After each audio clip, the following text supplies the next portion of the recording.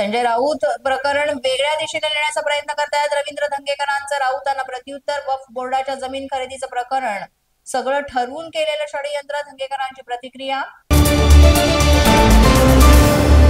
महाराष्ट्रामध्ये आणीबाणी सदृश परिस्थिती, संजय राऊतांचा सरकारवर हल्लाबोल, तर बालवयामध्ये आणीबाणी विरोधात लढा दिला असा दावा करणारे फडणवीस आता प्रौढ वयात यंत्रणांचा गैरवापर थांबवणार की नाही, संजय राऊतांचा फडणवीसांना सवाल. पक्षाने आपल्यासाठी काम करावं, आपण पक्षासाठी काम करणार नाही अशी भूमिका धंगेकर घेत होते. पुणे शहर काँग्रेस अध्यक्ष अरविंद शिंदे यांचा आरोप, तर वक्फ बोर्डाच्या जागेच्या वादामुळे पक्ष सोडल्याचाही यांचा दावा.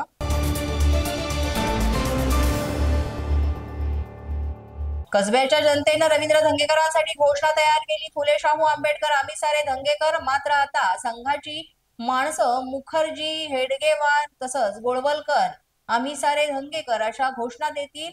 या धंगेकरांच्या पक्षप्रवेशावर अंधारे यांची प्रतिक्रिया.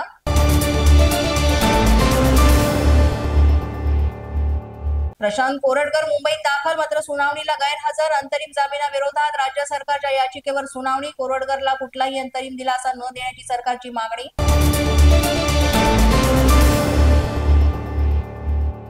वाल्मिक कराडने आवादा कंपनीकडे तब्बल 6 वेळा खंडणी मागितली, कंपनीच्या अधिकाऱ्यांनी केला आरोप.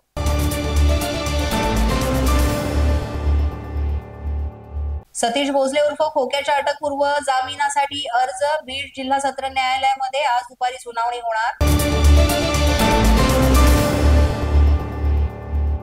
सतीश भोसले उर्फ खोक्या पुराव्यांसह लवकरच पोलिसांना शरण येणार, विश्वसनीय सूत्रांनी दिली माहिती.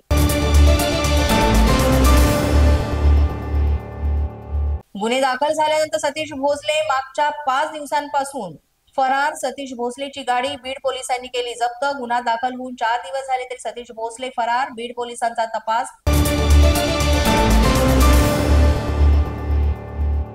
आमदार प्रकाश सोळंके यांच्या निकटवर्तीयांचा आणखीन एक व्हिडिओ व्हायरल.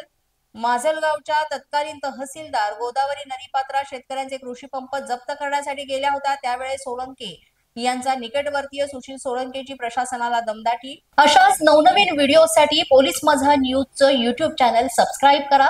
तसंच आमचं फेसबुक, इंस्टाग्राम आणि ट्विटर अकाउंट फॉलो करा. अधिक माहितीसाठी आमच्या www.polismazhanews.com या वेबसाईटला भेट द्या. पाहत रहा पोलीस माझा न्यूज.